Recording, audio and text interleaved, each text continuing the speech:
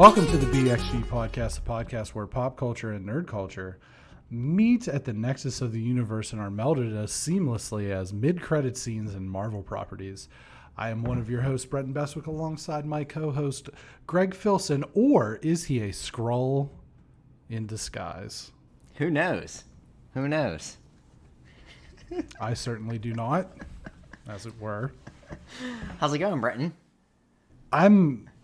I have no qualms. No qualms. There are no qualms currently. I'm excited.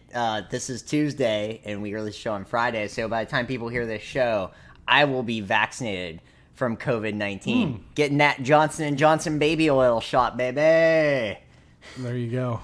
There you go. I'm getting mine on the 20th. I'm getting one of the two. I can't remember if it's Moderna or Pfizer, but it's the two-shot. The two-shot John. Two-shot John, yeah. I'm just the last 18 or whatever months it's been of working almost 60 hours a week finally paid off. I get that shot like a month earlier than everyone else probably will. There you go. Hell yeah. Yeah. Yeah. We did. I'll be the first to admit we may have finagled a little bit to get me the shot, but I'll take it. You know what I mean? I'm not gonna not take it. Yeah. Right. Exactly. Okay. Official BXG social media accounts: Facebook.com/BXG Podcast, Instagram at BXG Podcast, Twitter at BXG Podcast, Instagram at GTFills at Y2B, YouTube.com/BXG Podcast.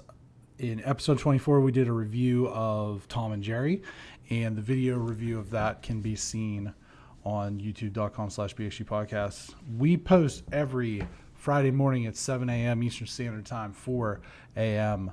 California time, 2 a.m. Hawaiian on Podbean, Apple Podcasts, Spotify, indeed, Spotify, Amazon Music, Google Podcasts, Pandora, Stitcher, all the other stuff, podcast services around the globe, Castbox, wherever wherever podcasts are not sold, but given away for free out of the kindness of our hearts. We do have a few corrections from last week's episode. We noted that Mediatonic, the developer of Fall Guys, was purchased by Epic, but I stated that Epic is a studio, and while they have many studios under the Epic umbrella, Epic is, of course, a publisher, most famously for publishing, these days, Fortnite. And I could not find the terms of the deal to see how much money exchanged hands there. Haim's album, Women in Music Part 3, was released last year. The expanded edition was released this year. That was just because I'm Ron Burgundy, and I brought up their album, and it was just the expanded one. I didn't realize it when I typed it in that I did that. So, and it is Haim. I clarified that with the ladies. Haim. Yeah. Oh, you did? Yeah, I watched an Instagram post, and they went their concert tour was going to be one more Haim. Oh. Yeah. One more. Isn't their bass player like taller than me? Yeah. I'm 6'2". She's definitely a tall girl. I don't know if she's taller than you, but I'm guessing that she's taller than I am. I'm guessing the middle sister's my height, and then the third sister is shorter than I am. So that's so they range from giantess to midget. I say they go from. I bet she's 6 feet. I bet Danielle, the singer songwriter, is 5'10" ish, and then I bet the other sisters just from other things that I've seen. I'm obsessed with them, but anyhow. I noted that the game, quote unquote, the game Tom and Jerry was at 33 on Metacritic at the time of recording. It is, of course, a movie, not a game. The next thing is I started this just as like a thing, and then we talked about it, and we're going to make it like an actual thing, which is I'm going to start posting once a week, maybe twice a week, basically either or, this or that, yes or no questions on the Instagram stories. And we're going to keep score, basically. Now, this is going to be like, whose line is it anyway? Or, around the horn. The points don't actually mean anything. Maybe at some point it will. Maybe we'll say that, well, why don't we just say it? By whoever has the most points by the end of year one of the BXG, which will be the end of September, can be a guest on the show. How about that? Ooh, that's you good with that? Quite the reward. Yeah, I think that's awesome. That's tantalizing. Yeah, I think that's awesome. Pretty tantalizing. Yeah. Okay, so that's going to be on the Instagram at BXG Podcast. And if you are the winner, if you lead in the standings by the end of September of 2021, provided that we're still going, obviously, which I see no reason why we wouldn't. Actually, I'm going to get to that. That person will be rewarded with an invite to the show. That's very cool. And we do have John K. currently. John K. received 1 point for correctly answering the question, will there be any major Avengers cameos in the season finale of WandaVision? He was the only person that said no. So, oh, nice. I mean, unless you want to count the anonymous scroll in the mid-credit scene as an Avenger cameo, I do not. No, I don't either. And I produce the show. So there you go. WandaVision? You produce No. one? I wish. I'm going to tell you right now, you and I would not be having this conversation. Or we would be. It would just be in a much more luxurious place for both of us. Right. Yeah, likely. I love where I live. Greg was a guest on Outrospective of our friend Dallas, his podcast. Part 1 released last Saturday. Part 2 should be available this Saturday. And then, of course, we're going to have Dallas on when we record Thursday for our 90s episode. I'm confident that that's going to need split into 2 parts. It might need to be split in 7 parts. It might be a miniseries. But I just want to, and I'm not, I have bones to pick based on some of the things that were said specifically about me, but I'll wait till Thursday for that. I don't think I said anything about you. I think he did all the trash. I just kind of was there. I wasn't trying. That's weird. The weird thing about that show was I wasn't trying to be funny at all. I might have been funny. I don't know.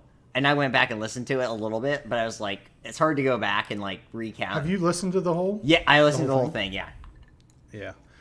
So I listened to the whole thing, and I was like, I was impressed and sad at the same time with that, listening to that. And let me tell you why. Impressed and sad.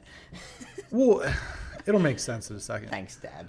So for the most part, you guys talked about your mutual interest in John Mayer. Yes. And I mean, that's fine. I'm not a big John Mayer guy or whatever, but it was more so just hearing two people who are so deeply knowledgeable about a subject that I was impressed, and I was sad because I'm over here like, oh man, I make Greg talk about video games every week. And it was like, I felt like it was like, in a sense, I'm doing you a disservice. No, I don't. The thing, this is what like talking to him and about this was like, it was kind of just nice to do something different, but like, I like doing this stuff. This is, you know, if every week was just me doing a John Mayer appreciation or even a music appreciation, which we're going to get into that with our show this week.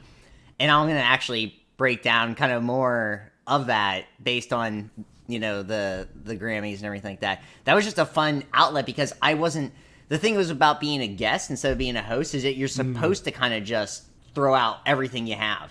Right. Because I might be back on. I'm sure I will be. It wouldn't shock me at all. But, you know, I looked at it like this is my one time to go on here and just spew.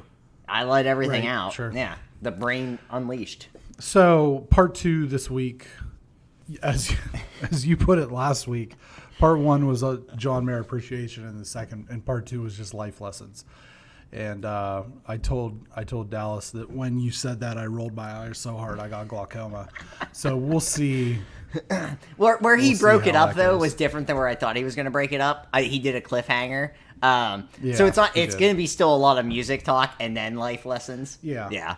I think, and I was telling somebody else that is friends with you and I about this as he started listening to those, and he listened to the episode that I was on, and I said, I'm going to be honest with you, the episode that I'm on is the worst episode of his. Really? And I think it was in part because it was one of the earliest episodes, so he didn't exactly know what he wanted to do. Sure. With things yet. I think he's I mean, even I don't know how many he has, like 10 or something like now, but he's like way more polished now. And the other thing is he's trying to do a podcast that's mostly about music. Mm-hmm. And that's not like an area where I have a ton of, like, I like music, but I'm not it's not my main thing. You know what I mean? I would argue this is our biggest difference. I think that music is like... I would agree that it's our biggest difference. Or argue, you know what I mean? Like, I say argue, like, in a sense of agree it's our biggest difference. It's always kind of shocking to me because you and I like the same music. Right. But I also dig deeper. And, yeah, so... Yeah, and that's... Yeah, we'll get into it Thursday. We could talk about it on Thursday. Thursday will be fun. With him. We have our 6-pack tonight. We've got some quick hitters, media recommendations as usual. No fun segment. We are going to review Coming to America in this episode, so that'll be the video for this week. So we're going to try to kind of keep rolling with that, where the video segment is kind of like a review, because I just think it kind of lends itself to video more than just like Cyberpunk. You know what I mean? Like, so it's a good show tonight. I'm pumped about it. Yeah, I think, as is the case, I think with a lot of our better shows, we have a lot of diverse topics. Yep. It is an eclectic. It is. List of topics, some would say. It is. But without further ado, sir. Here we go. All right. So, this is a bittersweet moment. It's the WandaVision episode, the season wrap and season finale. Wanda takes on Agatha, and Vision takes on White Vision. Wanda and Agatha have a knockdown and drag-outs Marvel-style fight while Billy and Tommy take care of Hayward's men. Monica outsmarts Pietro, or should we say Ralph Boner. I think it's Bonner. I don't know. I just like saying Ralph Boner. No, she said Boner. She said Boner, but I think it's just, it's Monica really did. funny. Vision and White Vision tussle for a bit, then debate like two scholars on the floor of the Greek Senate. In the end, Wanda creates runes in the hex, which traps Agatha. Wanda turns Agatha back to Agnes, the nosy neighbor. Wanda realizes that to free Westview, she will lose Vision and the boys. She and Vision kiss the boys goodnight, and she reduces the hex back down to nothing, essentially throwing Vision and Billy and Tommy into the abyss. She leaves Westview as Jimmy Woo takes the lead. Hayward goes to jail, thanks to Darcy, and the townspeople are released. There are two post-credit scenes.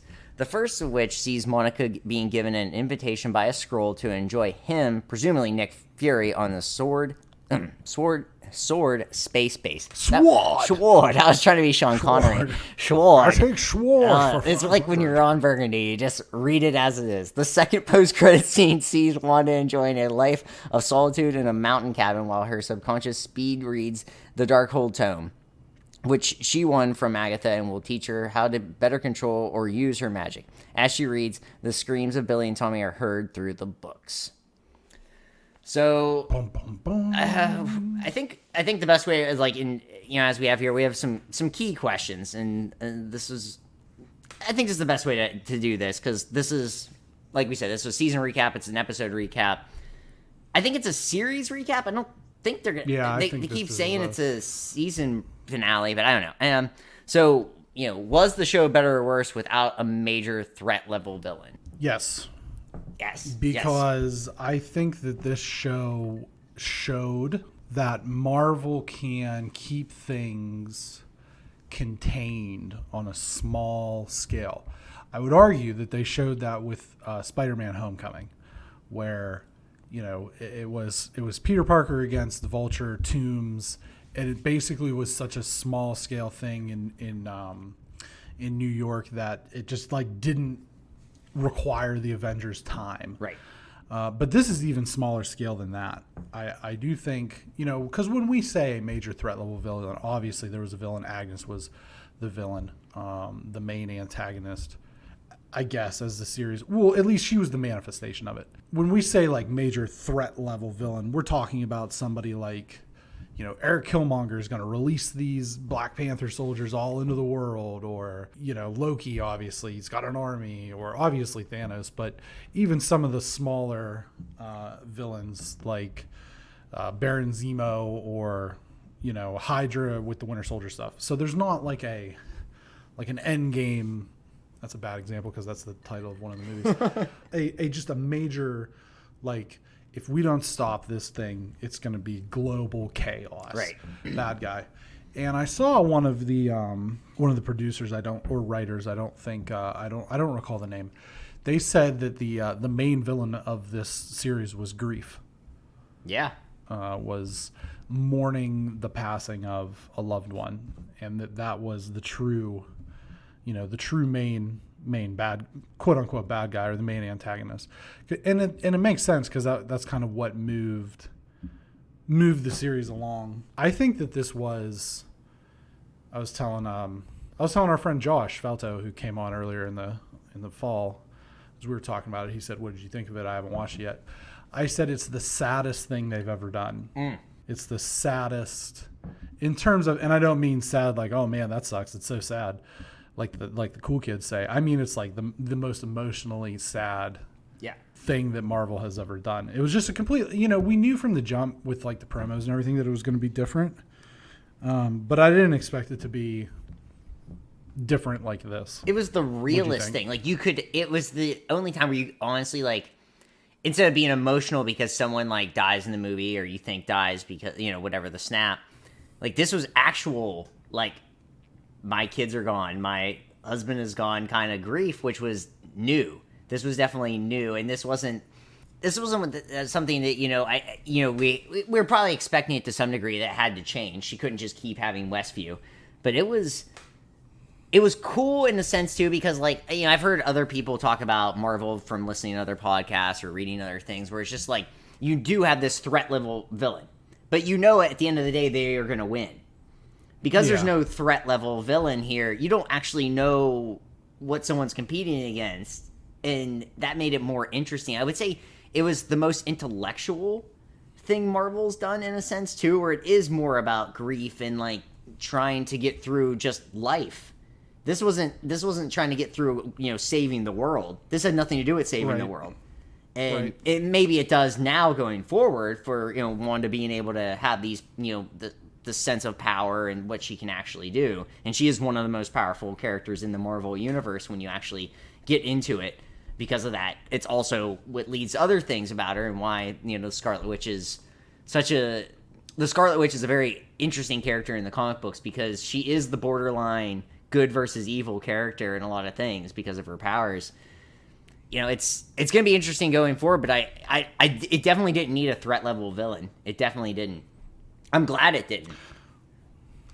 Yeah, I like I said, I think it was more contained. It was more all those things. Here's the interesting thing about that, and like you said, the concept of whether this was a series finale or a season finale, or what have you.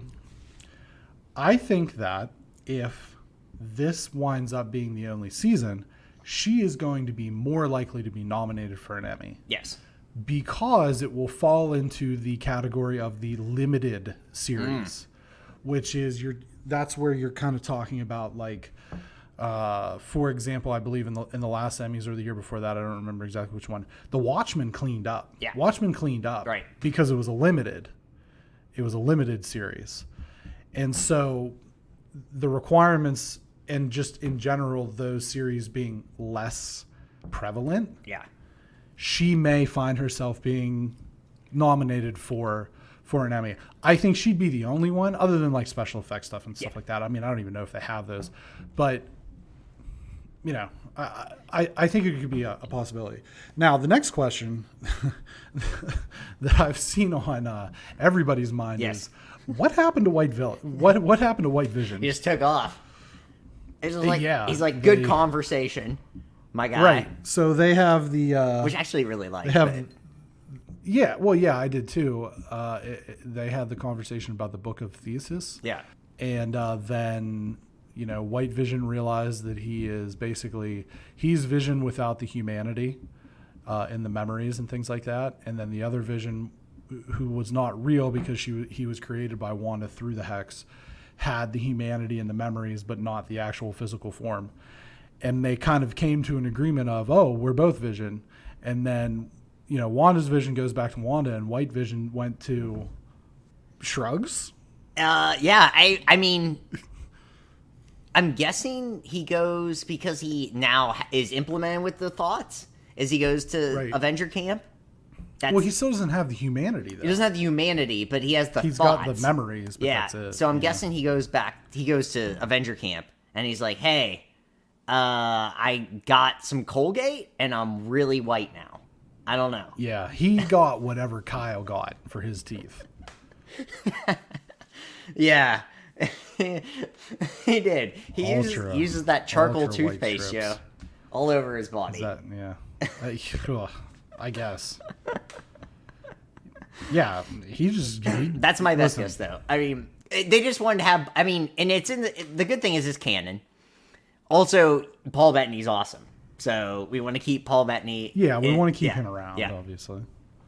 And I guess here we go.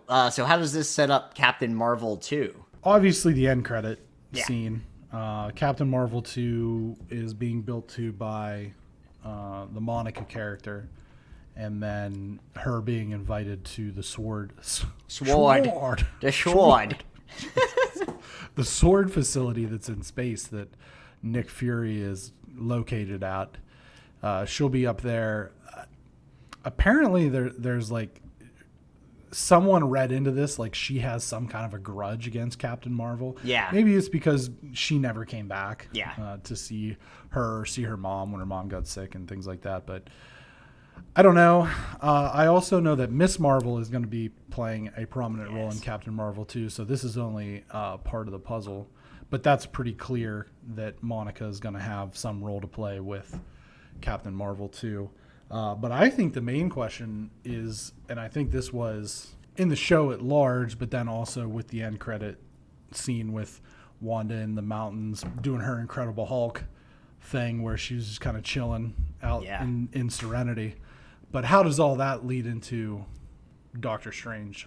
I mean, I think what ends up happening is that there's a major threat level villain in the next Doctor Strange, and Wanda comes in and says, all right, you are a wizard, but check me out. And she does some cool stuff, which Wanda does. So a couple things that were said. She Agatha says specifically that the Scarlet Witch has powers that exceed the Sorcerer Supreme himself, which we all know is Doctor Strange. So there was that. There was also discussion that Agatha had where she, as a witch, took the powers of those who did not deserve them, which is very similar in many respects to Baron Mordo at the end credit scene of Doctor Strange, who was also going on a trip around the world to take powers from those who did not deserve it. So, wouldn't it be interesting if the good Baron teamed up with Agatha? Yes. To rid those who did not deserve their powers. Here, they believe directly Wanda and Doctor Strange. Now, the other option is that as she continues to learn and is potentially unable to harness her power, what if Wanda's the bad guy or the antagonist of Doctor Strange in the Multiverse of Madness? There's definitely a possibility of that because of what happens in the comic books with her. She is kind of rogue. She is a villain. She is a good she's a hero and all this stuff because her powers are just so insane. And we've seen this in all the movies that she's in. Right. And in this show where she tries to do good and then she creates chaos because that's what she is. That is when you have that kind of Chaos power. magic, Wanda. What's funny is it's like, I love that line. That was so good. And not to steal things from like Spider-Man, but with great, power comes great responsibility. And the thing is, she doesn't really have the responsibility because it's hard to control those kind of powers. I mean, I say this every time we talk about Marvel, but I'm so excited for these movies because as much as I'm going to miss having, Tony Stark and Captain America, these movies are still going to be awesome. Yeah, I really feel like they're setting up, like, we've talked about this. They wanted Brie Larson, Captain Marvel, to be kind of the main character of Phase 4 now that Tony and Cap are out of the picture. I think that they would have also, especially with how popular the character in the movie was, I think that they would have liked Chadwick Boseman and Black Panther to have that role. But seeing how the fans kind of have, to a certain extent, rejected Brie Larson, I think they're kind of setting up Benedict Cumberbatch to be that guy, because we already know he's going to be in Spider-Man. Right. We already know that he's going to have his movie, and it's going to play a pivotal role in what comes next. So I think that they're almost, and Doctor Strange has a very prominent role, in the canon, in the comics. So it kind of makes sense. Sure. And he seems to be, I think maybe they underestimated his popularity. And I think that had more to do with him in Infinity War and Endgame than his actual solo movie. Sure. His solo movie was like average at best, but he was so great in Infinity War. I mean, but how much of that was the banter between him and Robert Downey Jr.? People love that. Yeah. Right. Well, I guess too, to go into that, like, so he's gonna have a role in the Spider-Man movie. The most popular character in Marvel is Spider-Man. So I think at the end, this is really to gear towards Tom Holland being, and his contract ends with the third movie, but he's going to sign on. I mean, it'd be insane if he didn't, to do another, to do Phase 5 and stuff like this, because you want to see the growth. The problem there too is I think the problem there is it's less whether Tom Holland wants to do it and more whether Sony and Disney will play nice with each other, because that was an issue. It was an issue. I think they almost have to. I think it's one of those things where, like, I think, everybody gets rich. Yeah, everybody gets rich. Like, do you want money? Get rich or die trying, baby. Yeah, do you want money, Sony? Here, we're going to... This is easy money for you. You literally just have to say yes. The hardest thing you have to do is say yes, and you're going to have a ton of money. So... Right. I think that everybody... I think everybody wants to see Spider-Man and Venom in the MCU against each other. I think everybody wants that. Yep. But that's neither here nor there. The last question is, will we see Agatha again? And when we do, will she take a role more connected to her role in the comics, where she plays more of a mentor than an antagonist? I do think we'll see her again. Yeah. Oh, yeah. I think the character was very popular. Oh, yeah. Very popular. And I think that usually when they have very popular characters, they do what they can to keep them around for at least a little while. But I think that I wouldn't be surprised. Like I said, I have no way of confirming the Baron Mordo and Agatha conspiracy theory other than I read it on the internet and it made sense. Sure. You know what I mean? So we'll see. But overall, out of 10, what do you give WandaVision? I based it off of expectations, which weren't low. I gave this, like, I think when we talked about it, I was excited, but this is like a solid, I'm going to give it like an 8.2 out of 10. Like, I'm doing a pizza review. Like, way better than I thought it was going to be. And like, it's not going to be perfect. I mean, nothing's going to be perfect. And also, I think, just the more I see Falcon and the Winter Soldier, I just get so excited about that. But yeah, I'm going to give it, I know we don't really, I've said that I think that scores are reductive, and I don't really like that. So, I mean, I'll give it a number since I asked you that question. It's not fair for me to not, but I would say like a somewhere between a 7.5 and an 8. I could have used a little bit more action, and it does fall into the trapping that Marvel has had, where at the end of the day, it's the good guys fighting an evil version of themselves. Mm-hmm. Sure. And I feel like they need to find a more interesting way of hashing out villains. That's the hard part. It's the really hard part, but that's always been the Marvel problem in the comic books. Yeah. Even in the comic books, that's been the problem, where DC's had like more interesting villains. They just didn't know how to make their actual heroes. Cool. Green Lantern is a hero in DC comic books. That's where they're at. So sure, right? Yeah, I mean, well, in my opinion, and I'll tell you what. I think I'm gonna spoil the summer slightly. We're gonna do, for our extra episodes, June, July, and August. We're gonna do Phase 1, Phase 2, Phase 3. Oh yeah. And I think that in addition to ranking all the movies, we should also probably rank the villains in each one. Oh yeah, that's good. That'll be fun. I think that will be a nice little additive thing there. But yeah, I mean, that was overall, I really enjoyed WandaVision, and it was like the last couple weeks. It was I was talking to Guillermo, actually. We were talking after, in the last week or two, which I'll add that he did a hilarious promo for our podcast on theirs. So shout out, Guillermo.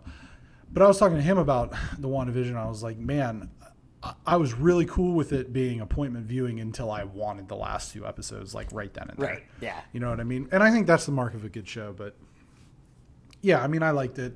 It had a couple small flaws that, but overall, I thought it was really good. And yeah, no reviews next week because we won't have Captain and Winter Soldier won't have started yet, and there aren't any movies that I'm aware of. So I think maybe we'll try and get another guest next week. Maybe another guest. Maybe a Brenton and Greg at the movies, just a random selection movie. Yeah, we'll see. Yeah. Because we could do that and a guest. Yep. Because we're going to be out 2 reviews. So, but neither here nor there. Number 2, the challenge double agents breakups are hard. The security breach shows us that the night will be a double guys elimination with both votes getting both vote getters being thrown into the crater. CT allows Devin to pick who he wants to face, and for some reason he picks 4-time champion Darrell. CT throws himself in against Josh. The Peter Pan challenge has evolved to include a puzzle, and which one would assume would favor Devin, but Darrell reveals that he has in fact been working on those tangerine puzzles and before coming to Iceland and takes Devin down. Meanwhile, Josh looks like a giant toddler in the harness swing, and CT flies across the podiums looking like King Kong attacking Godzilla. CT solves the puzzle before Josh even retrieves all of his puzzle pieces. Darrell chooses to keep Amber as his partner, but in a move that was shocking, it was so shocking that it required the rest of the episode to be devoted to the fallout. CT ditches the gal who brought him to the dance, Big T, in favor of Cam. Aside from this being a fairly logical game move for CT, he celebrated the swap a little bit too much, saying everything other than "I'm going to Disney World." After the damage was done, CT realized the trouble he created and attempted to apologize, but further botched the apology. CT is now public enemy number 1, having upset Big T, Kyle, and most of the Big Brother Alliance, but at the end of the day, he has a skull, and they have to beat him. Good luck. So, the thing with this episode that I did not like the way he celebrated leaving Big T. No, it was a bad look. It was a terrible look, and I love, we've talked about how we like CT and everything. I was surprised he acted like that. I'm not surprised he left Big T just because she is, it is what it is. You're trying to win a show. Other than being a very competent swimmer. Right. That's her really only It's her only thing. Physical stat. But my main thing that kind of took away from this, other than I don't understand why you wouldn't go up against Josh. I would go up against Josh in anything. I'm going to figure it out, because the one thing I have that Josh doesn't have is I can think. Right. And he can't. It's just that he's so. Why people were scared? I can't believe you would go up against Darrell. Why would you go up against Darrell? Well, he couldn't have gone against Josh. Devin couldn't have gone against Josh. Right, but why would you go against why would you go against Darrell is my point. I guess what I should say. And it's just he's such a wild card. Yeah, I don't know. You really don't know. These younger guys or these newer contestants or whatever don't really know, because Darrell won, but he won like a while ago. I'll tell you what though, watching him do that, he was spry. Yeah, he looked really good. I mean, Darrell's kind of sneaky, dark horse in this again. Where you're just like, oh, is he going to get one for the thumb? Because he looked really good. I think that and these other guys, whatever, with the, Fessy, well, that's who Devin should have gone against. Right. Fessy. Yeah. But, if it comes down to the final and it's CT and Darrell both in the final, it's going to come down to those two. Yeah. Yeah. There's no ifs, ands, or buts about it. Well, we've talked about this season being kind of boring for some degree. Yeah. If it actually ends up being because it gets us to those two, though, it's all worth it. Yeah. It's worth it in the end. Right. Because those are two of the greatest to ever play this game. I mean, you could say they're in the Mount Rushmore, right? Yeah. I don't know if I'd put Darrell there. He's close. I know he's won more than CT. He's won more than Wes. He's won more than everybody but Bananas. Right. I mean, that was my Mount Rushmore with those 4. For the men, at least. For the men. you have to like, yeah, I don't know. I mean, Bananas and West to me are the top two. That's Lincoln. That's Lincoln and Washington. See, for me, it would be CT and Bananas. Oh, okay. I just Bananas and CT. Yeah. I mean, Bananas is number one. There's no Bananas way is around that. Bananas is the be all end all in this show, and but I've always just really liked Wes. I just think sure. The thing with Wes is that he's got the mind thing down so much. Which screwed him in this season. He was too much of a thinker in this season. He does. Well, that's the problem. Is he does the mind games, political things pretty well, but not. I don't think that style of gameplay suits the way the game has evolved, which was kind of why him and Bananas had to team up last season. Right. Because you have people like Josh and people like Fessy and people, well, not Fessy, but you have people who are Nelson who are just blindly loyal to their numbers. You know, so they weird. would never. Nelson volunteered to throw himself into an elimination last season just so Corey could advance. That's how blindly loyal these guys are, which I give them credit for. I mean, that's a decent move as a human being. But this show ain't about being a decent. No, it's not. That's the last thing this show's about. Right. It just also Fessy talked about karma in this. I don't think he actually understands what karma is, so that threw me off. Because then Fessy probably thinks Karma's a stripper. Yeah, so that was weird. My favorite actual moment though was the way that Nom said fraggle, like Fraggle Rock. Yes, Fraggle Rock, indeed. Yeah. I forgot to even put that. I went back twice on it. I was just like, did you say fragile? Just way no one's ever said it before. Do you know what's crazy about Nom? Probably several things. He's German. What? Yeah. No, he isn't. That's what his flag is. It is the flag of Germany. So. Guten Tag. Fraggle. Guten Tag. Fraggle Rock. He seemed like a nice kid. I hope he never comes back. I hope he never comes back. He's not meant for this show. He's not meant for this show. There's nothing. Just stay on. Yeah. Go be on Survivor. What was he? He was an American Ninja Warrior. No, Beastmaster. Remember, we had to look that's it up. Beastmaster. Yeah, we actually had to look it up. Yeah, that's right. Yeah, he got medical evacuated because he's probably got a herniated disc. Yeah, he definitely has a herniated disc. And that was from CT almost drowning him. Yes. To death. Yeah. Straight to death. When they seriously, when they put CT flying across those things in slow motion, that's the first thing I thought of was it looks like King Kong with that axe from the trailer. Yeah. Just flying in. He had no problem with that. So big. He's so big. He's so big. He's a very large human being. Still very nimble. Yeah. I'll give him that. I still think he's the odds-on favorite to win this thing. Well, now that he's got a skull. Yeah. Definitely. With that being said, he did celebrate too much. That was a bad look for him. I didn't like that. And then he tried to apologize. And that was bad. And just made it worse. He made it worse. I think it's because Big T's so likable. Yes. I think that's actually what made it. He should have just said, well, she even said, she's like, if you would have said, hey, if I win, I'm going to take Cam. Yeah. I would have understood that. But instead, he lied, basically. Yeah. Which she called him on. And then he tried to apologize and said that, and his apology was, I'm really sorry. You're just not ready to run a final. Yeah. It was so Come bad. on, dude.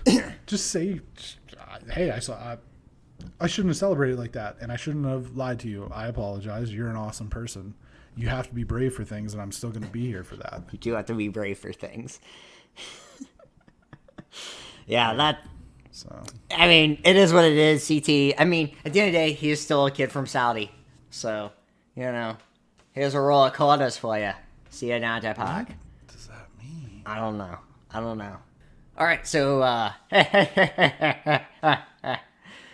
doing the Coming to America review. Eddie Murphy, Arsenio Hall, Sherry Headley, Jermaine Fowler, starred and enjoyed by Wesley Snipes, Leslie Jones, Tracy Morgan, Kiki Lane, and the immortal James Earl Jones.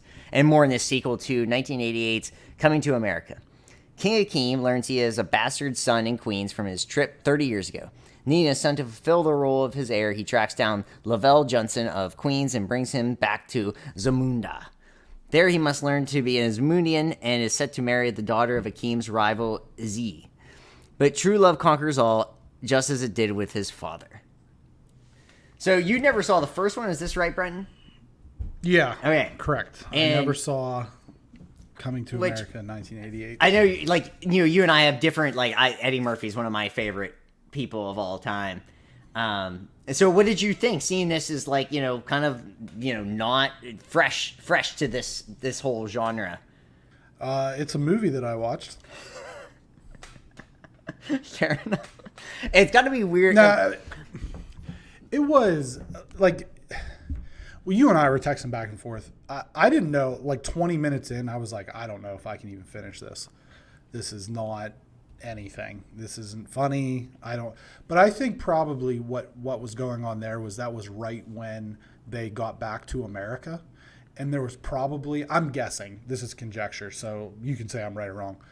I'm guessing that's where like a lot of callbacks and yes. kind of like inside jokes were. Yeah. Okay, so I kind of missed that. I missed maybe a little bit of the humor there, and I stuck with it. And like by the end, there was some pretty decent laughs. I thought the story was like really basic. Sure. The funniest character for me was Wesley Snipes. Was he in the original? No. He was? No? Mm-hmm. Okay. He was by far the funniest character in the movie to me because he was so outlandish with his like dancing and the way he walked and things like that. There were some other funny parts. When Eddie Murphy and Arsenio Hall do the other characters, that's my favorite thing in both these movies. Like, I love that. I think it's so funny. Yeah. It's like, that's what Eddie Murphy is like kind of known for now. Sure. Like if you're in our, if you're in our, age group, that's what he does really like the best. Because I mean, the thing you have to remember is like, I mean, he was a stand-up, but like he did Saturday Night Live. He wasn't on there that long, but like his characters are still like famous characters from Saturday Night Live, and he's so good at doing this kind of thing. And that's just like, I mean, it was just, this movie was like a nostalgia bomb. This wasn't trying to be, like I was telling other people, like this is not the best movie you're going to see, this week. But I enjoyed the comment about all we have in American cinema is superhero movie sequels and or reboots and sequels to movies that happened a long time ago that nobody asked for. I do appreciate it when a comedy like this is self-aware. Yes. Like that. I don't necessarily want that from like a movie like, I don't know, The Shawshank Redemption. Right. But in a comedic movie where, I don't think it's a bad thing to poke a little bit of fun at yourself. But yeah, I mean, overall, I think that Wesley Snipes was very funny. I liked Tracy Morgan. Eddie Murphy and Arsenio Hall were fine. They really weren't even the stars. I mean, Jermaine Fowler was really the star. Yeah. Leslie Jones is terrifying. I am legitimately afraid of her as a person. She makes everything. She's so aggressive looking. Why does she look so aggressive? Because she's big. She's and she's bombastic. But I think the way I explained to her is like, she's the ranch dressing of anything. Like, you might not need ranch dressing with it, but when you add ranch, if you're a ranch dressing person, which you are, she makes it better. Ranch dressing, like, I love Leslie Jones. If it was just like you're watching like CSI something and Leslie Jones comes on, you're like, this doesn't make sense, but it's gonna be better because I got Leslie Jones.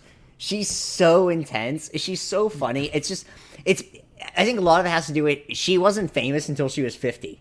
I mean, she literally, and so she's on Saturday Night Live.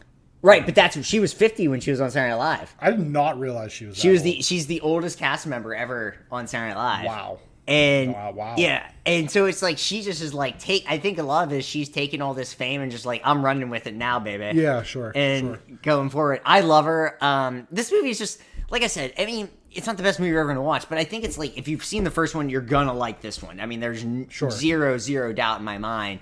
And because Janie had never seen Coming to America, so we watched that and this like almost back to back, and she's like, she liked the second one more, just because. Oh wow! She thought it was like, she thought the story was better. It's not like a great story in either, but the clothing was really good. I mean, there's like that was super cool. I did read that the the clothing. It's the same person that did Black Panther. Yeah, that won an Oscar for Black Panther. Yeah, her name, I had it and I lost it. It looks so good. Ruth Carter. Yep. So she did Black Panther and she won for that, and she may win for this. I mean, this movie looked great. I mean, stylistically, it was just a beautiful, beautiful movie. Yeah, for sure. Well, and that's the thing is, like, I almost felt like, they did Coming to America with the number 2. I almost felt like it would have been more appropriate to call this Coming to Africa or Coming to Zamunda, because that's where the bulk of the movie took place. Yeah.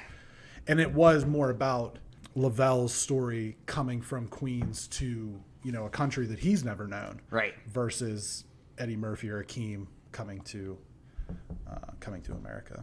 Yeah. So that was I agree with that. Thought. I would say for me, this movie's probably, from the standpoint of having never seen the original, this is probably a pass for me if you're kind of in the same boat where you haven't seen it and you don't get a lot of those sort of callbacks and things like that. Not that it's bad by any stretch of the imagination. It's just not going to hit you as hard.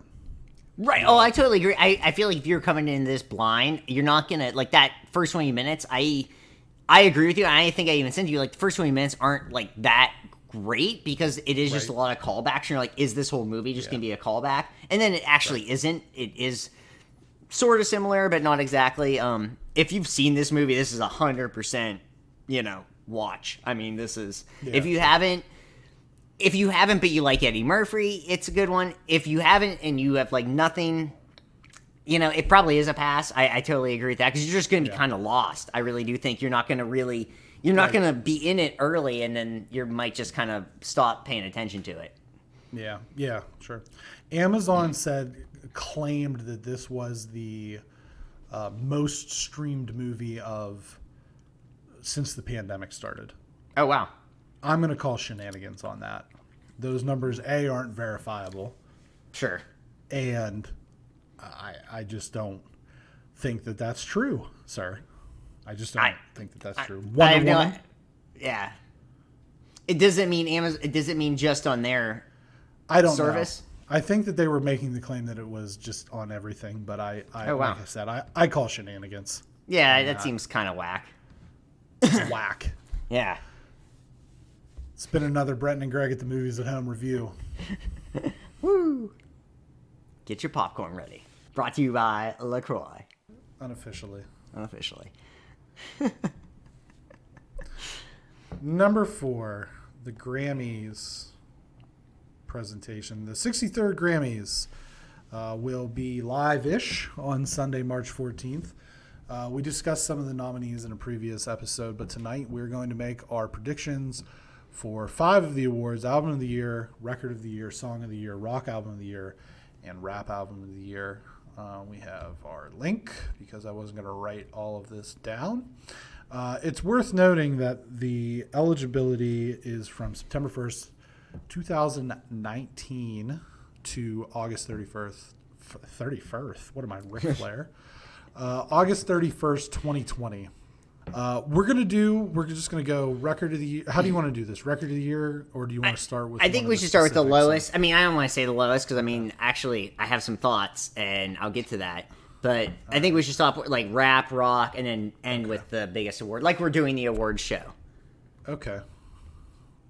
So let me get down. Best rap album: Black Habits by D Smoke, Alfredo by Freddie Gibbs and the Alchemists, A Written Testimony by Jay Electronica, King's Disease, Nas, The Allegory, Royce, the 5'9". Where's that 5'9"? 5'9"? He's a little fella. He's a little guy. Royce is a big short energy lad. Short lad. Good for him. Yeah. So the way we're going to do this is we're going to say what we want and what we think. Mm-hmm. Yeah. So. So I was able to go through everything to at least some degree. I have this thing with albums where like if you don't get me by 3 songs, you're probably not actually good, because that's pretty standard. So I at least listened to every single thing on here that we're gonna talk to some degree, some more than others, of course, which we'll get into. With the best rap album, what I What I hope wins is a written testimony by Jay Electronica. That's like good Jay-Z, man. Holy cow. I was in it. It is... He's got some good lines. The beats are great. I mean, you kind of lose yourself to it. And this is kind of weird for me to say. What I think is going to win is King's Disease by Nas, because I don't think he's won Best Rap Album ever. And it's really good. It is very good. It's Nas on a tee. This is put it on the tee, put it right down the middle of the fairway, right. Nas. There's nothing special about it. I'll say that. And I love Nas. Nas is one of my, favorite rappers ever. But a written testimony by Jay Electronica was awesome. Black Habits is awesome. Alfredo is awesome. And the Allegory, they're all really good. I was skeptical because when the rap that's on the radio or whatever that's actually popular, I don't know why. It kind of befuddles me a little bit. But to go into this and it's listening to all these albums, I was so stoked on it. It was like a relief to listen to these albums and be like, oh wait, as much as crap on the Grammys, the thing that I've come to terms with the Grammys is I think the Grammys gets the selection of the nominees correct. I just don't think they get the winners correct at the end of the day. That's actually my biggest thing. I will go on that probably going further.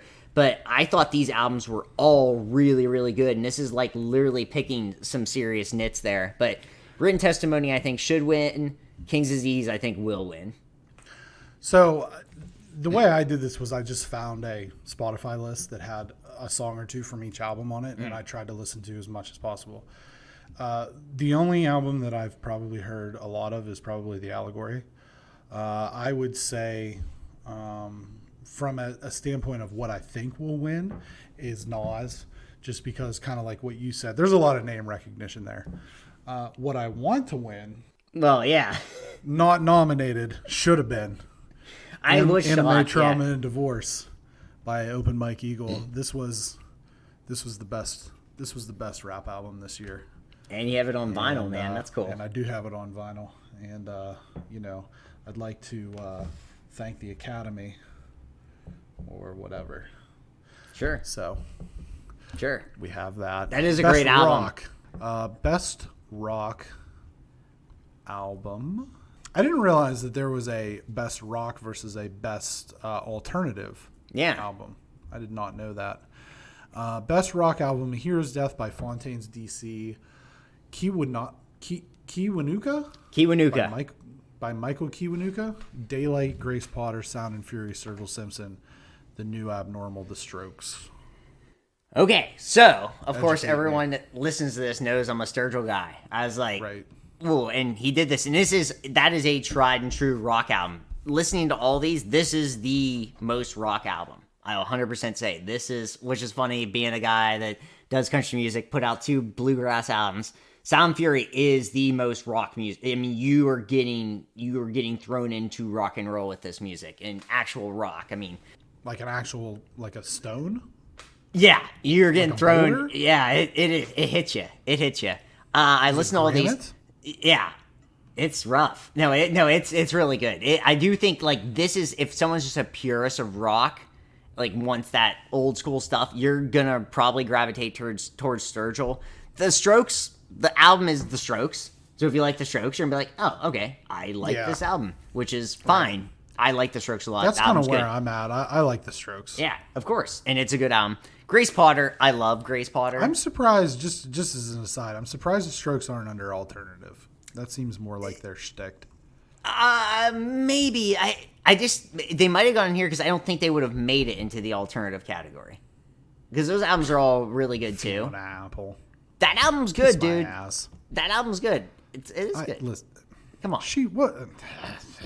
It's good. It's good. I don't know. I mean, they got nominated for a Grammy at the end of the day. Yeah, sure. Well, hey, Justin Bieber had a problem with where he got nominated too.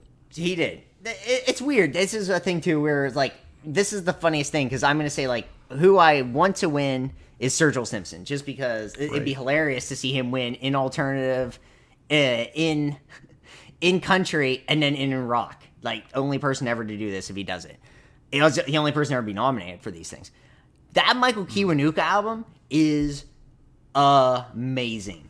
It is so good. It's crazy. We're listening to it today, and Jane and I are like, we could just listen to this forever. It is so good. It's so different. I don't think it's rock. And then I looked it up on my Apple Music just to see what it is. Because I was watching like the YouTube stream of them. Mm-hmm. It's listed as soul music. So it's not rock music, but I think it's going to win because it's way different.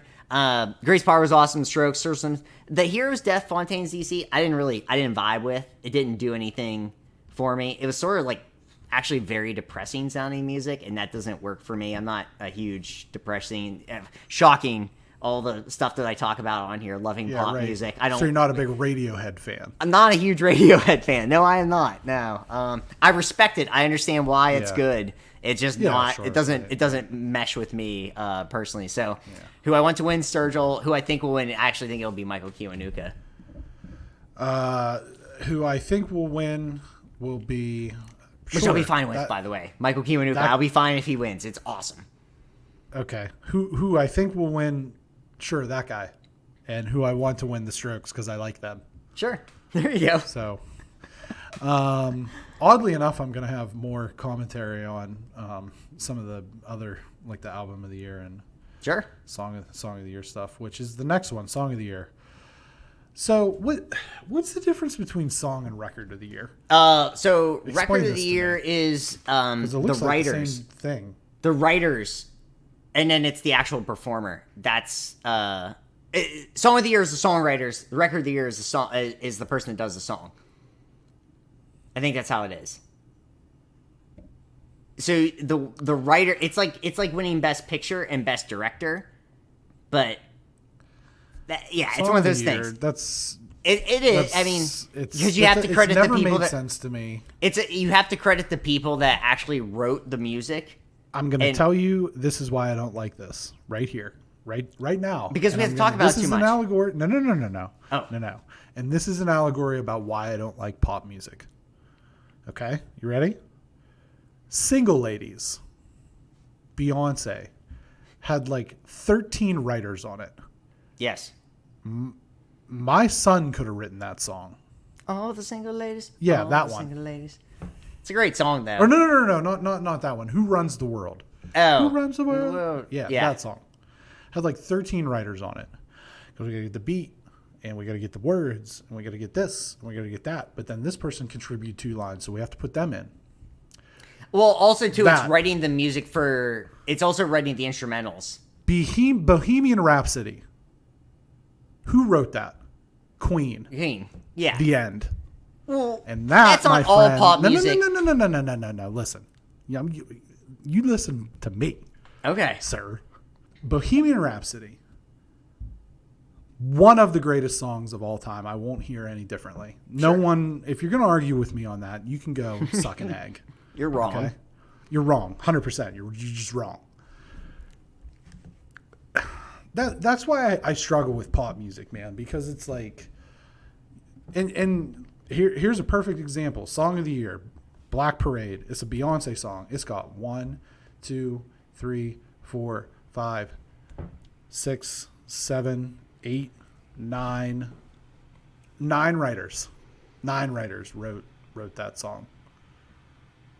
I don't know. I mean, I heard the song like twice when I was listening to that playlist, but why do you need that many people? I don't get it. A lot of it is that it's people that aren't necessarily writing the song. It's changing the way the song sounds too. It's a lot of like weird things. I'm just telling you why, because I've looked into this. Real big. Yeah, it's so weird. It's so weird. I mean, but this is, when we get into it, my 2 favorite songs on this list, written by 4 total people. Yeah. All right. So okay, well, let's do this. Song of the year. Well, actually, I'll say there are 3 songs. I mean, so yeah. Okay. Go ahead. Black Parade, Beyonce, The Box, Roddy Ricch, Cardigan, Taylor Swift, Circles, Post Malone, Don't Start Now, Dua Lipa, Everything I Wanted, Billie Eilish, Can't Breathe, Her, If the World Was Ending, Sax, featuring Michaels. All right. I'm gonna go first. Let me go first. Okay, because go ahead. It'll just be quicker. Sure. For both of us. What I want to win is Circles, Post Malone. Sure. I would also put a second, if I had a second place for that, it would be I Can't Breathe Her. Those are the 2 songs on this list I like the most. What do I think is going to win? Cardigan. Okay. And that's where I'm at with that. Yeah. You know who I think is going to win? It's going to be Black Parade. Because Beyonce's not allowed to lose things. I don't think this song's good. I should say, it is not worthy of a Grammy. This song is fine.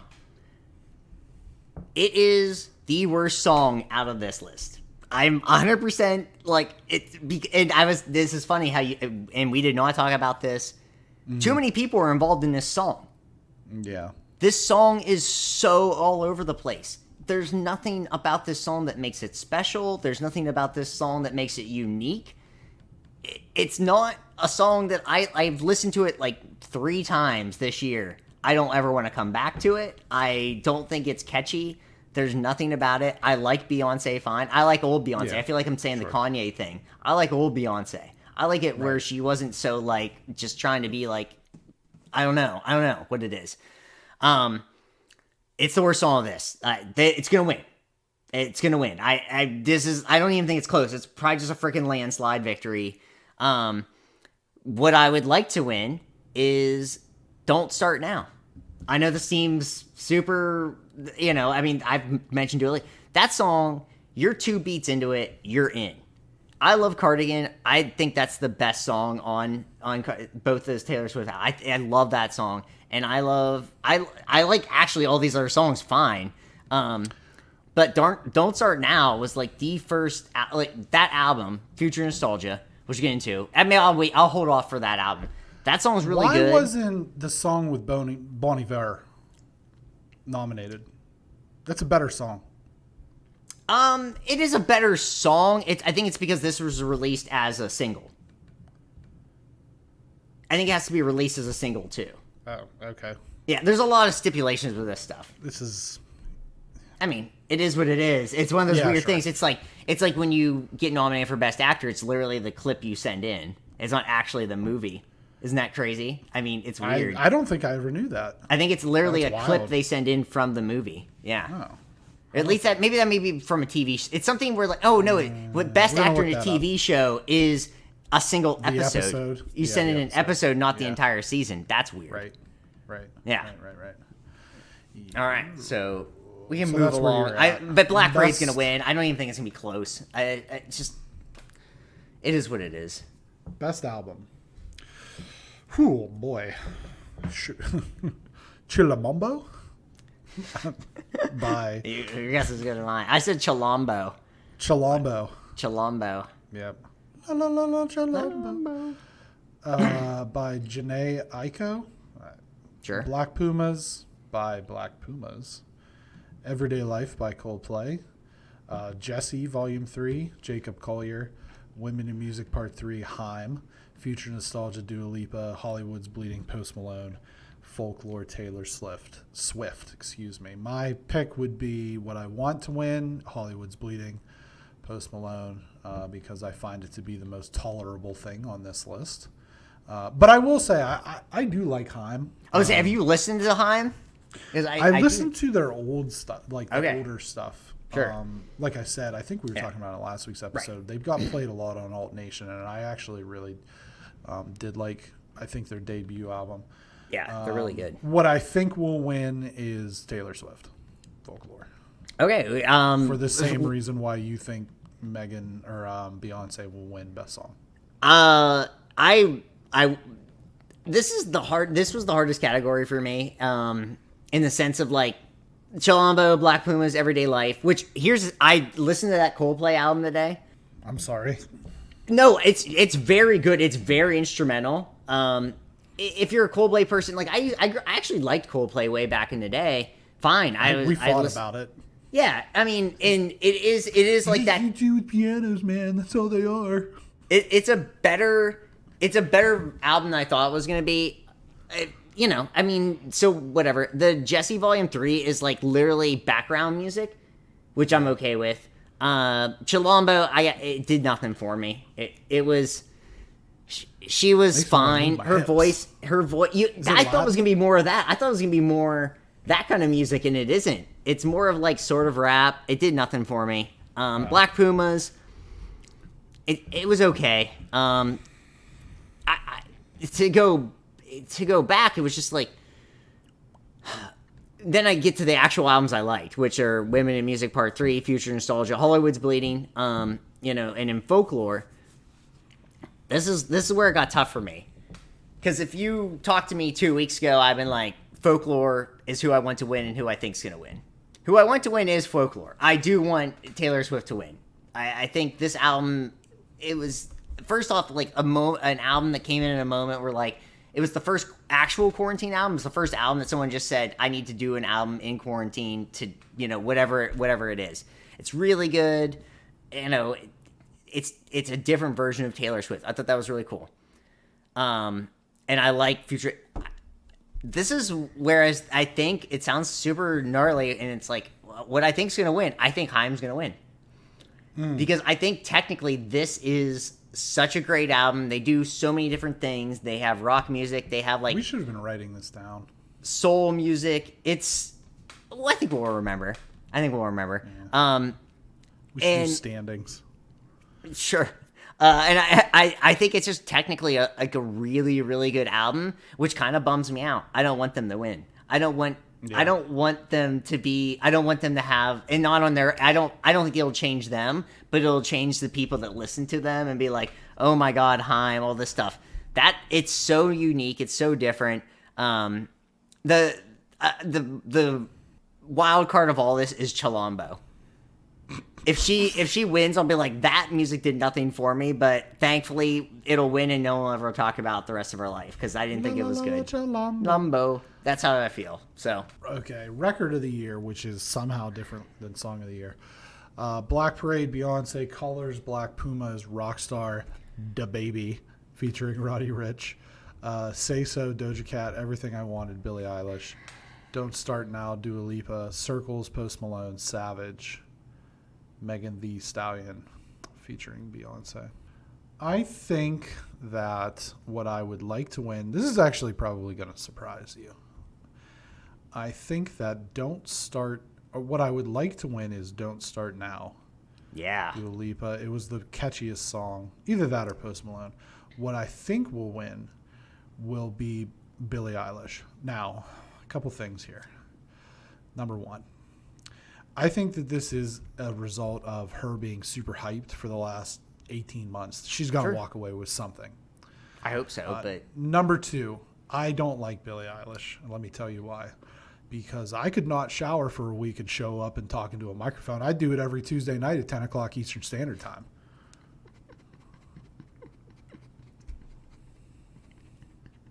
Fair enough.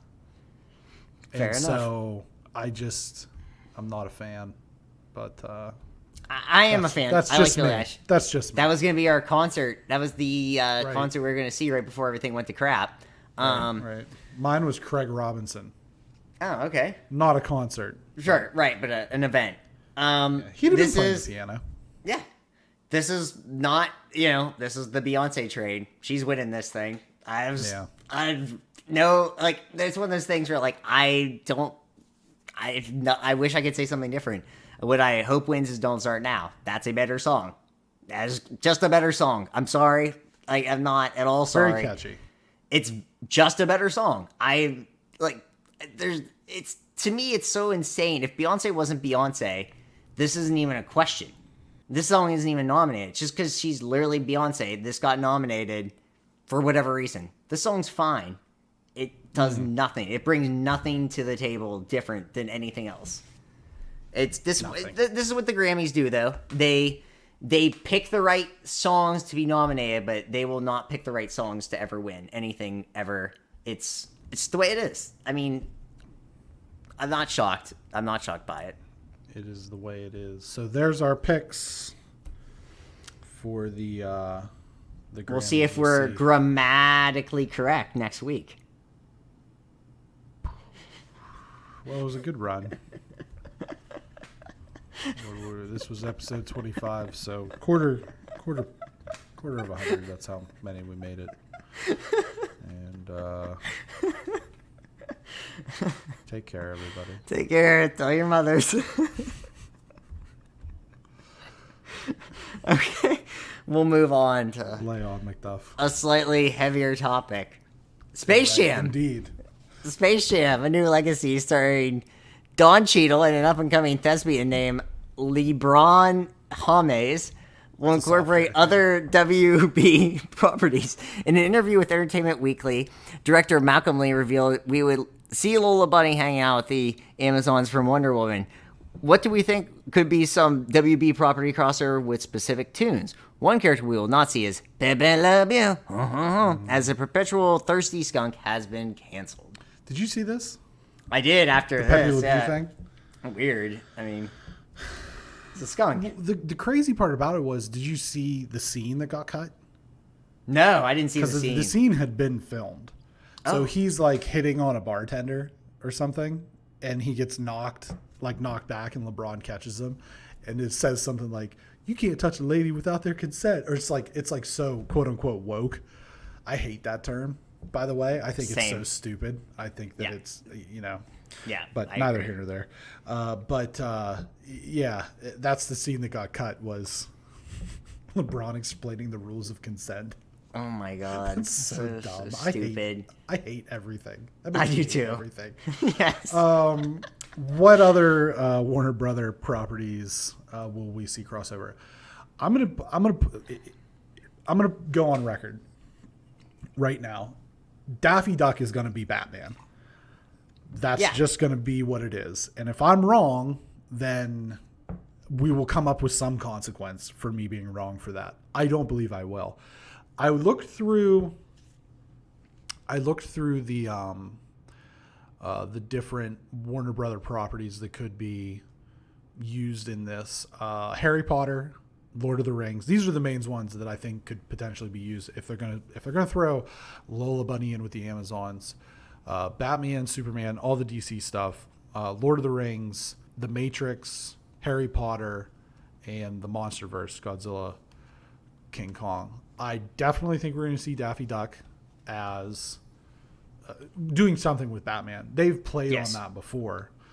I think I'm trying to think of some of the other different ones. Like Taz would be funny for like the MonsterVerse with like King Kong, Godzilla, and that. I think you could probably see something funny with like Roadrunner and the Matrix. Oh yeah, that'd be awesome. Outside of that, I'm not really sure. But I think that those are the properties that are most likely going to crop up, especially with the MonsterVerse, the Snyder Cut, the Matrix 4, all seeing new movies this year. You know what I mean? Yeah. So I think that they're going to want to kind of basically advertise for those movies within Space Jam. I think that this is going to be a train wreck, but I can't wait for it. I love the original. I do too. Yeah, I don't know if it's gonna be a train wreck. It's gonna be a train wreck. I just don't think it's. I guess there's a thing too going with this is like, think about if we were this age seeing Space Jam now, it might be weird. That might be the biggest thing, but I think LeBron's gonna be better than Michael. As an actor, like, yes. I think he's just got better acting chops. Mm-hmm. I mean, he's been in a few things. I think he also just wants to be an actor. Yeah, I mean, sure. Michael Jordan was just paid millions of dollars and was coming back and was trying to. Yeah, he was just doing his thing. Used that. I mean, he literally used the facility to practice to come back to the NBA. I mean, that's actual facts. That's a fact. Yeah. You know, I wonder if that'll come up Thursday. It probably will. Who knows what'll come up Thursday? Honestly, when it actually. I do. Okay. I have the show document. I do too, but I mean, like, what routes we go, what directions we go. Sure. Yeah. I'm really looking forward to Space Jam.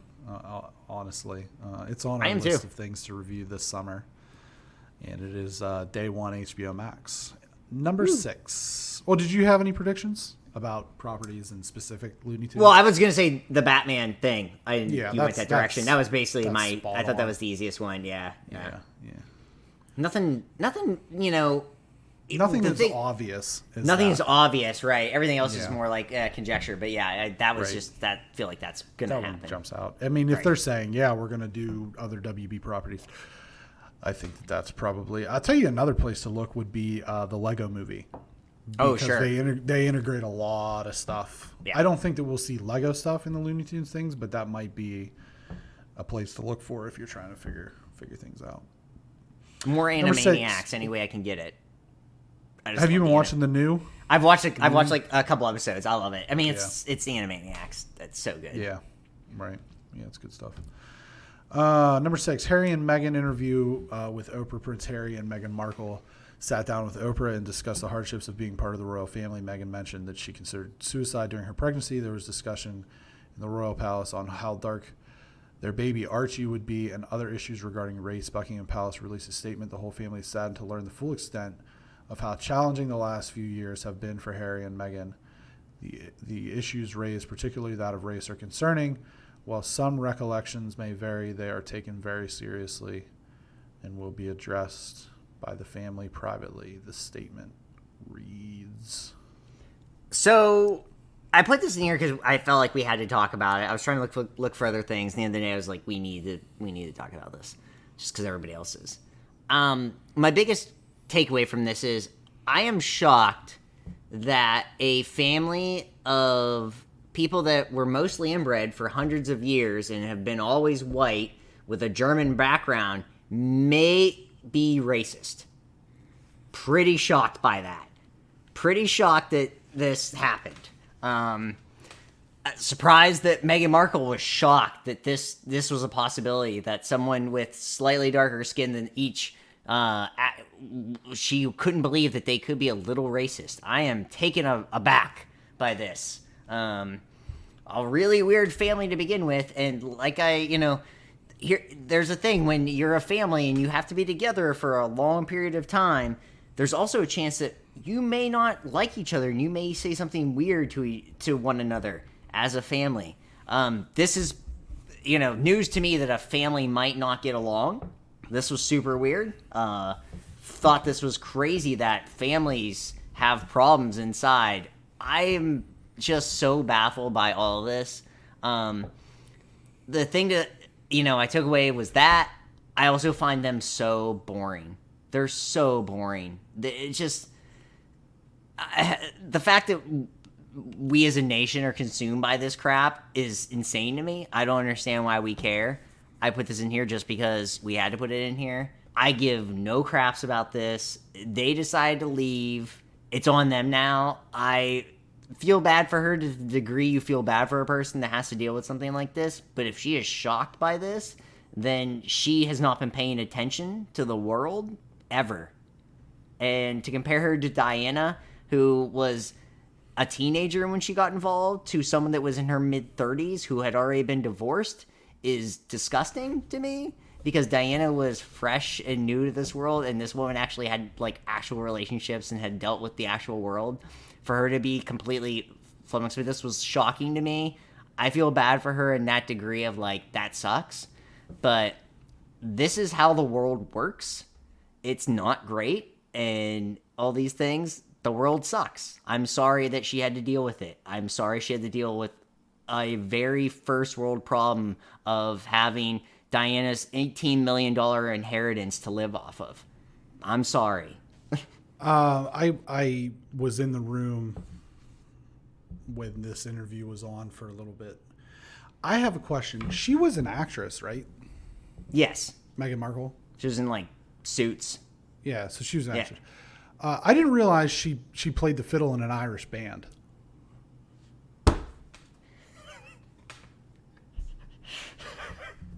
And she fell in love with it. Because she's married to Ed Sheeran, right? That's Ed Sheeran? It's thought, yeah. There you go. Right? Yeah. Is it not? It's not Ed Sheeran? It isn't. It's a different person. What? Get the fuck out of here. Yeah, I know. Shocking as it may be. Yeah, that's Ed I know. It isn't, but close. I also had different expectations for Harry because he was so different when he was younger. Hold on. Yeah. Time out. That's not Ed No. Listen. I'll say she's married Harry's to better a very looking than popular. She's married to a very popular English ginger. Yes. There can't be that many of those running around. They're all Scots and Irish. We just lost our entire UK listenership. Quick hitter time. Maybe. I don't know. John Oliver has nothing to do with this. So we might actually gain more listeners. I think they care less about than we do. It's just one of those things. Like you said, like we had to put it in here. Why is our nation obsessed with this? It's the whole world. They broadcast whenever one of these royals gets married, they broadcast it worldwide and everybody wakes up at, Greenwich time, whatever, and they watch this. It's just one of those things. I think it's partly to do with this is kind of really, I know there are other quote unquote royal families, but this is really the last royal family in the world. You know what I mean? And like, I guess I'll be honest with you. I don't know anything about this. I thought she was married to Ed Sheeran, but I had Melissa give me the rundown because you would put this in as a topic. I was like, all right, explain this to me. Give me a crash course. So she kind of explained it all to me. And I'm like, so somebody asked how dark the kid was, and it was either A, B, or C. Well, it was probably his brother. Like, hey, buddy, hey, brother. Just having like. Literally, I think a lot of this is probably just family talk, and this is. I mean, I don't know. It was, like I said, I feel bad for her in the extent of feeling bad for someone that is going through a rough situation. But for her to be like shocked by this is so naive to me, is insane. This family is effed up. It's the royal family. It's notorious. There's a show based on it because it's so effing crazy. I'm not going to blame the queen. God save her. No, I'm not going to blame her husband because billion years old with corgis. They're ancient. Yeah. They don't know what's going on. And if they do, like, whatever. They thought that she was married to Ed Sheeran. Yeah, quick at her exactly. time. Greg, Some Tom and Jerry viewers got a surprise recently when they tried to watch The Cat and Mouse on HBO Max. They were treated to the first hour of the Snyder Cut. Whoops. Only 1/4 of the movie they saw, so they got nothing. They only saw the first episode of the miniseries. Amber Heard was not fired after all and will continue to play Mera in Aquaman in the Aquaman franchise. Why does everyone hate this last so much?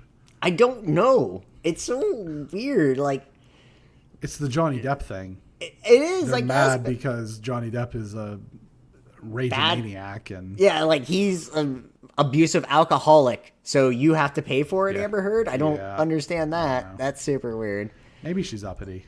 I don't know. I mean, maybe, but she's an actress. I mean, controller issues hit Microsoft as well, with Xbox being to investigate reported issues that face buttons for the XBXS are not working. Xbox Series X, Xbox Series S. I know. It was just like funny. It was funny for me to say it that way. In other Xbox news, the Bethesda Microsoft sale is official, and Microsoft reiterated that some Bethesda games would be Xbox exclusive. Read my lips. Elder Scrolls, Fallout, Starfield, maybe even Doom, all still coming to PlayStation. Sure. Tom Holland stated that he approached his portrayal of Nathan Drake wrong in the upcoming Uncharted film adaptation. He is quoted as saying, "He was more concerned with striking dramatic poses and looking cool. Nothing like subverting expectations, Tom."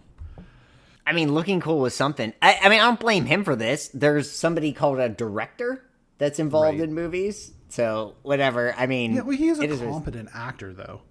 He is. Like, he's not a rookie, and he's in action movies. He's freaking Spider-Man. He is freaking Spider-Man. I mean... he already looks cool. I don't understand that, but, I mean, he is a young kid. He shouldn't be playing Nathan Drake. No, he shouldn't be. That's what this is. Right, yeah. He's supposed to be a young Drake. Well, I got news for you. No. There should be the verbal meme of Drake doing like the pass on Tom Holland, and then the who would you have as actually playing Drake? I would have Nolan North play him. No, okay, yeah, there we go. He's him. You should make that meme. Make that meme for this episode. Yeah, I don't know. A new beefy 4K Nintendo Switch with a larger screen reportedly in development. The battery life on my Switch sucks. It's terrible. I'm very disappointed by the battery life on the Switch Lite. It's like maybe 3 hours. I don't understand why we just don't put watch batteries in everything. I don't like... Watch batteries work for everything, forever. I don't like that. You don't like watch batteries?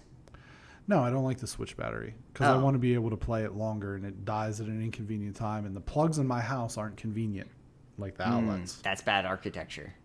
It is, no doubt. It's an old house. PS PS Plus and Games with Gold for March, better late than never. PS Plus offers a robust lineup this month. RPG. Final Fantasy VII Remake from Square Enix comes to PlayStation 4. Third-person survival action shooter Remnant from the Ashes comes to PS4. First-person puzzler Maquette, which is designed around the geometric tomfoolery of MC Escher, comes to PS5. Additionally, this month, Sony threw a PSVR bone our way with the VR shooter Farpoint. Xbox gives a list of games with great names but questionable gameplay. Warface Breakout, which just for some reason reminds me of the character Taserface in Guardians of the Galaxy 2. This next game sounds, just on the name alone, makes me want to play it. It's probably the best game ever. Vicious Attack Llama Apocalypse.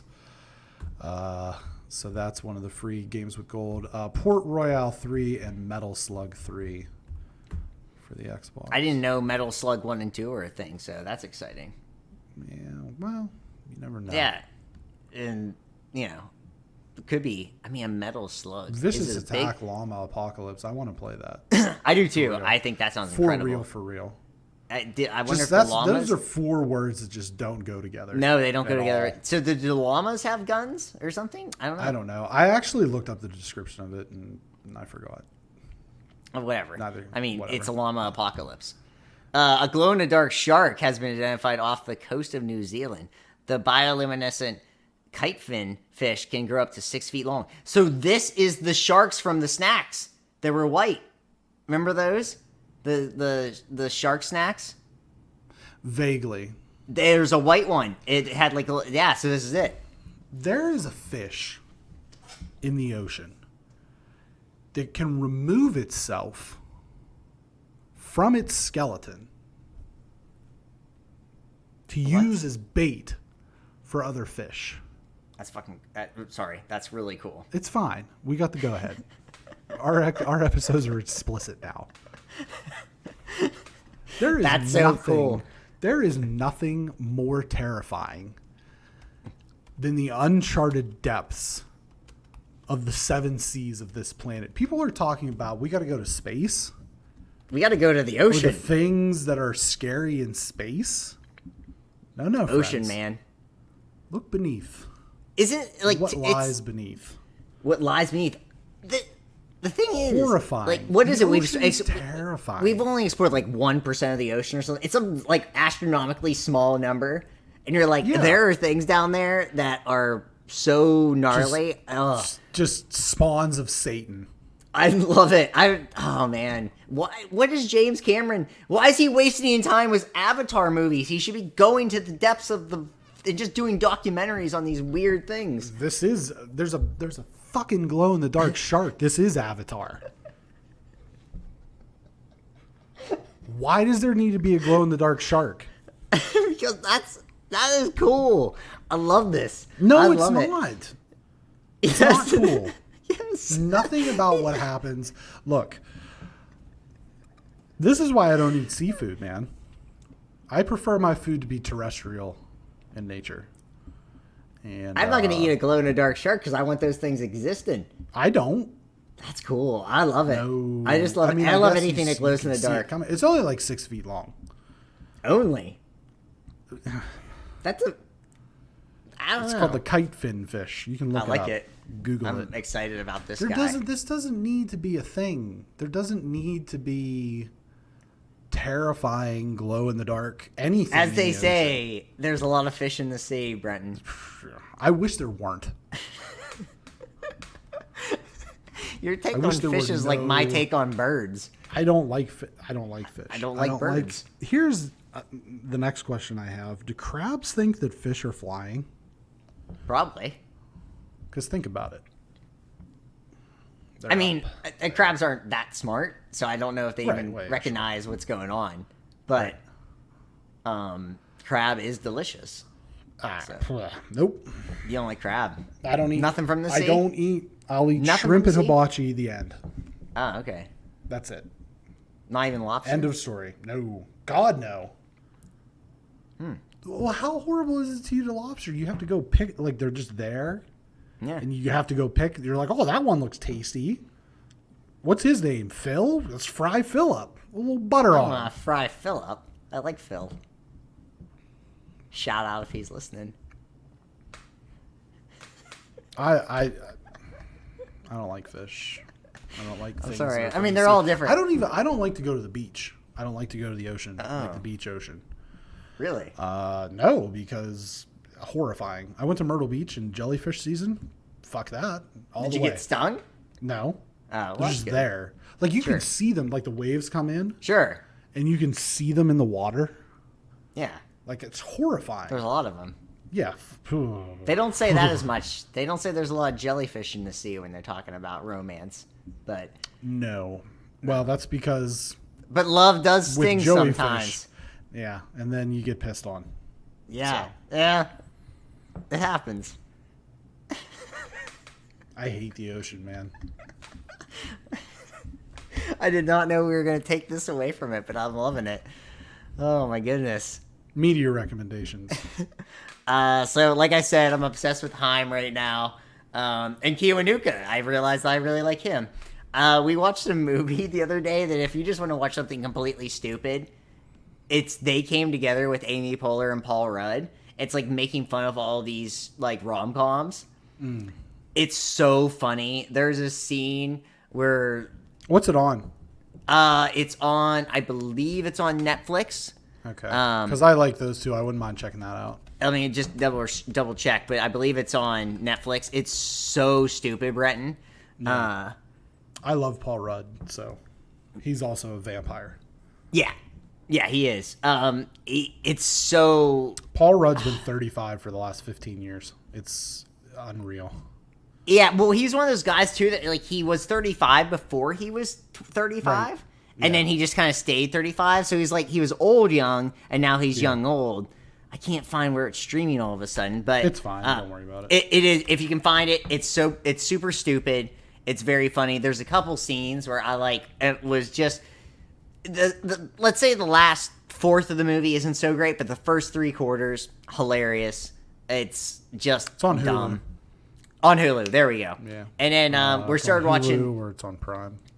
And we started watching this documentary on Netflix, Murder Among the Mormons, and that's just a super gnarly. Probably shouldn't laugh at that. No, you can't, because it's gnarly, and it does have this eerie feel to it. We're like 1.5 episodes in, and so far so good. I probably shouldn't even have it on here because I haven't started reading it yet. But I finished Life Debt, the second book of the Aftermath series of Star Wars, and the third book is called Empire's End. So I'm going to start reading it here this week. They're very good, and I've beaten the drum on those for a while. I'm going to not really speak any further on it. I'm playing Bravely Default 2 on my Switch when the battery affords me the ability to. And then I'm watching Ted Lasso. It is right in my wheelhouse. I'm glad you like it. That makes me happy. With the humor. Because it's super... I don't know if it's British or if it's just American take on British culture, but it's... I just love, he's in the dugout and all the fans are chanting Wanka, Wanka. I love that. I love that. And like how they're like the people who are insulting him like appear to be being polite just because of what their accent is, Yes. It's super funny. I've laughed. I've laughed a lot. I mean, his take on tea, garbage water, is great as well. There's some funny moments and, yeah, it's really good. And then I started playing Uncharted last night because there's not like a game that I have right now. I play 2K, one game every night before I go to bed of NBA 2K, but I don't have like a game that I'm playing through right now. And I just like Uncharted's like comfort food for me. I can just go back and play any of those. And, they're not hard for me at this point. I've played them so much that I can pretty much just kind of roll through them. And, Although I will say the gun, because I'm playing the first one, Drake's Fortune, and the gunplay is a little janky. So it took me like a second to get used to it again.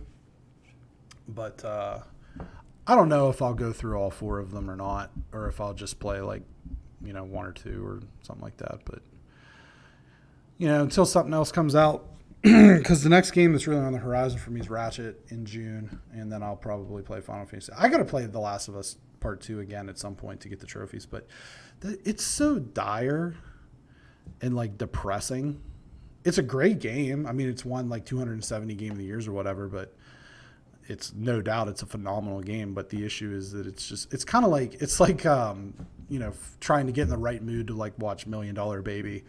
It's just not, it's objectively great. It's just, you're just not going to have a whole lot of fun while you're doing it, sort of thing. So I'll probably do that too at some point. But for now, I'm just kind of cruising around with my boy, Nathan Drake, Nolan North. Shout out the original OG. None of this Tom Holland shit. So. There's scenes in the games that are young Drake, and it kind of looks like Tom Holland, I guess, but I just don't want to acknowledge it. Okay, the BXG podcast posts every Friday at 7 a.m. Eastern Standard Time, 4 a.m. California, 2 a.m. Hawaiian. Aloha. On Podbean, Apple Podcasts, Spotify, Google Podcasts, Pandora, Amazon, all that stuff. At BXG Podcast on Instagram, at GTFills, at Y2B, at BXG Podcast for the social media scoreboard competitions. YouTube page, which when this goes live, we'll have our video of the Coming to America review. And that'll be fun. And then, as we've said a couple times, this Thursday we're going to have Dallas back. He's going to be a first returning guest. We're going to talk about the 90s. We've got some really fun points of conversation lined up, and I'm sure that it will at some point just become complete chaos.